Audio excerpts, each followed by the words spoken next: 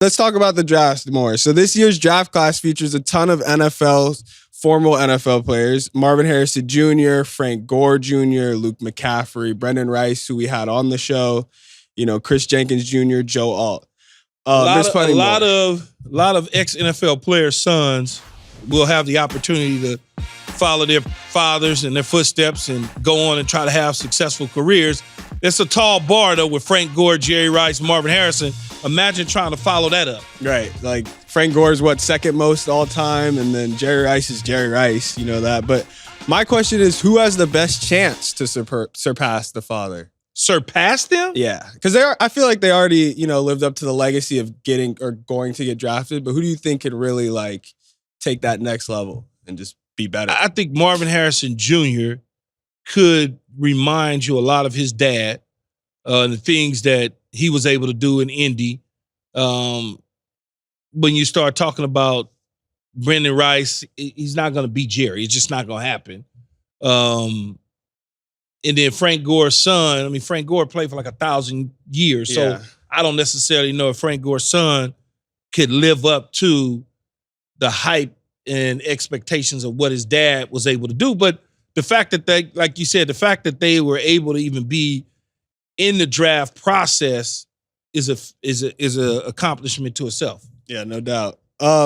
So we're going to wrap up draft talk by handing superlatives out this year. So basically, who's the first person that comes up to mind in each of these categories? So who's the best pass catcher? Marvin Harrison Jr. Yeah, probably Marvin. Yeah, you could go Bowers, the tight end from Georgia, pass catcher, but he's a tight end, not necessarily a receiver. He's kind of like a hybrid.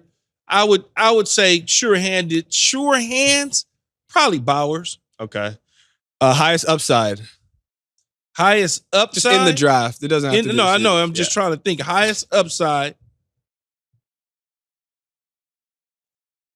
I would say J.J. McCarthy, but he's got to sit on the sidelines and wait.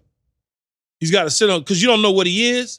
So all of a sudden, if he goes to the right situation, in the right environment with the right coaches, and he sits on the sidelines and waits a few years for his opportunity, and then you move him in there, he's learned a lot in a short amount of time. He can step right in and start playing. So he's not a type that you could just throw in the fire. No, I don't think so. So who's most likely to be like Zach Wilson that gets thrown into the fire early and then, burns?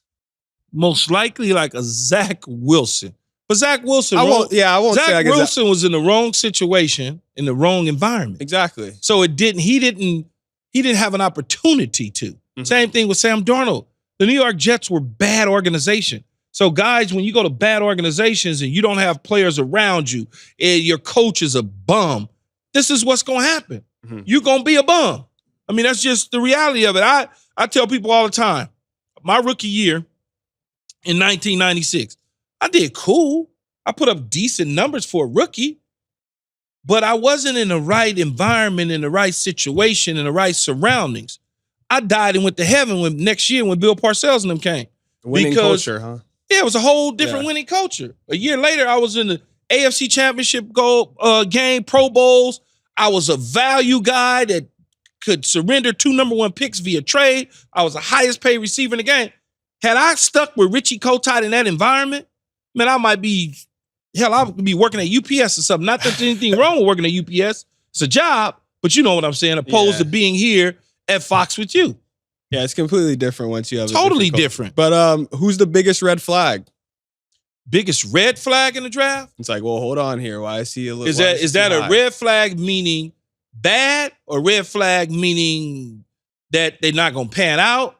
Because the red flags are different. It depends on character. What's the red flag from a character standpoint? Is he smoking up all the weed in the weed house? Is he getting into trouble because of his girlfriend? I don't think they care about that anymore.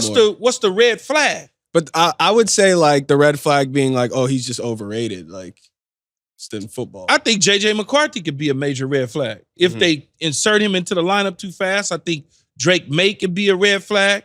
I think, depending on how you use Malik Neighbors, could be potentially a red flag because he's predominantly a slot receiver, although he played on the outside a little bit. When you playing in the slot, you going up against third corners and nickels and dime coverages, and you going up against linebackers and strong safeties.